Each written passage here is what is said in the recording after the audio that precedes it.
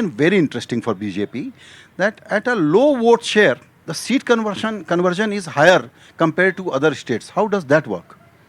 देखिए यहाँ पे आप कर्नाटका राज्य के एक रीजनल पिक्चर देखें तो जब बीजेपी अच्छा करता है वो कई सीट्स पे अच्छा करता है। जैसे वीरा ने बताया, अगर असेंबली इलेक्शन में बीजेपी को कभी मेजॉरिटी नहीं मिला है, वो ओल्ड मैसूर रीजन में उसके पुअर परफॉर्मेंस की वजह से है। और जो कित्तूर कर्नाटका और कल्याण कर्नाटका, नॉर्थ कर्नाटका हम कहते हैं, वहाँ पे उनका बहुत ही बेहतरीन परफॉर्मेंस होता है। सो उनका एक फोकस्ड परफॉर्मेंस रहता था।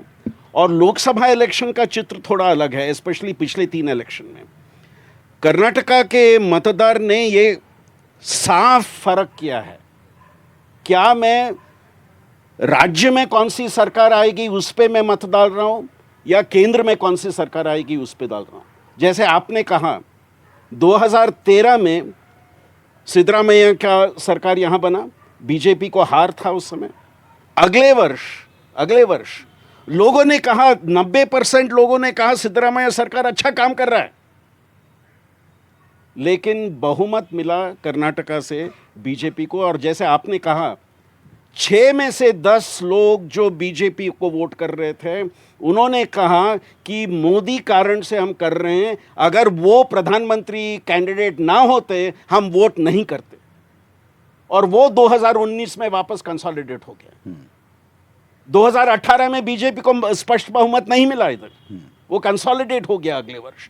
So very clearly Karnataka sees this distinction, and as Sugata ji says, this time the competition is intense because while the BJP focuses on its central leadership, there is still something to be done to keep the state house in order, which is a challenge they face, which is seen in candidate declaration.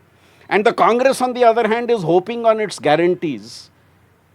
But then perception of the people, guarantee fine, but now we are voting for a central government. So where does it really get resolved, I think, would be the question.